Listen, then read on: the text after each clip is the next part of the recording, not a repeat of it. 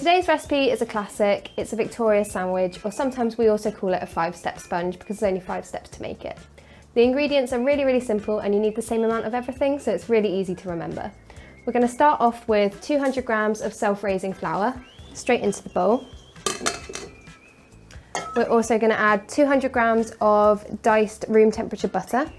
And this is an all-in-one method, so you don't have to worry about the cake curdling at all, and it just makes it really easy. You just need to not overmix it. We're also going to add 200 grams again of sugar, just white sugar. And we're also going to add 4 eggs, just medium-sized eggs are fine.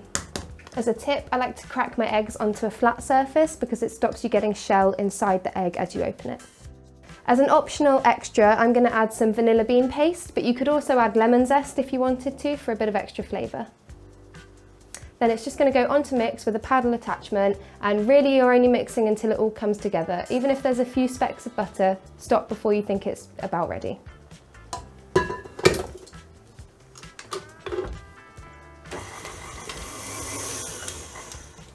Okay, so that's just finished mixing. It's a nice smooth batter with no massive lumps, but we haven't mixed it for too long. If you mix it for too long, you might end up with a tough cake that doesn't rise as evenly. From here, we're going to spoon it into our pre-prepared cake tins. I'm just using these 8-inch sandwich tins that are already non-stick, so I've just sprayed them with a bit of spray grease, but you could line them with parchment paper if you wanted to.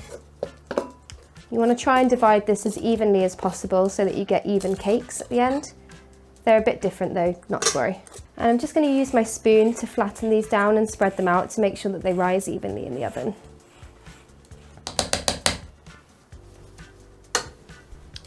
So these are ready for the oven now. They're going to bake at 180 degrees Celsius for about 20 minutes, maybe 25 depending on your oven.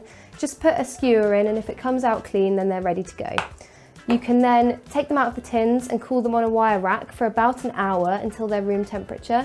And at that point you can fill them with buttercream and jam, or for a summer treat you could do whipped cream and jam is really nice, and top it with a dusting of icing sugar. And there's your classic Victoria sponge.